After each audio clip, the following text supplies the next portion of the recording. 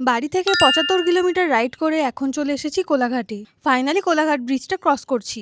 আলাদাই ফিলিংটা। ওই যে দূরে একটা ট্রেনও যাচ্ছে। উফ, যা লাগছিল না কি বলবো। ঠান্ডা ঠান্ডা হাওয়া দিচ্ছে আর দারুণ একটা ব্যাপার। আমরা জার্নি স্টার্ট করেছিলাম ৭টা ১০-এ আর এখন কোলাঘাটে ব্রেকফাস্ট করার জন্য দাঁড়িয়েছি। এখন সময় ৯:৩০। আমার অবস্থা একটু খারাপ হয়েছে, কারণ এক্সাইটমেন্টের জন্য ঘুম হয়নি আর আসার সময় একটু ঘুম ঘুম পাচ্ছিল। আকাশটা বেশ এখন মেঘলা রয়েছে। হালকা ঝিরিঝিরি বৃষ্টি সবে শুরু হয়েছে।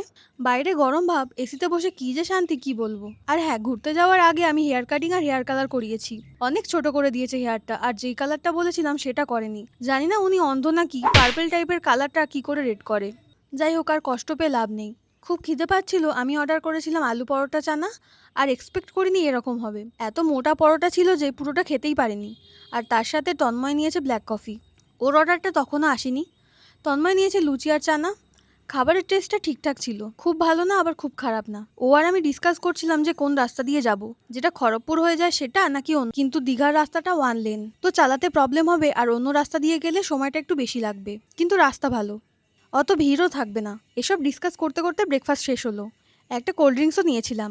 অনেক রেস্ট নেওয়া হলো, এবার চলো বেরিয়ে পড়ি। আমার যেহেতু ড্রাই স্কিন, তাই স্কিন রিফ্রেশ করার জন্য 52 সানডেজের সানস্ক্রিন স্প্রেটা ইউজ করছি।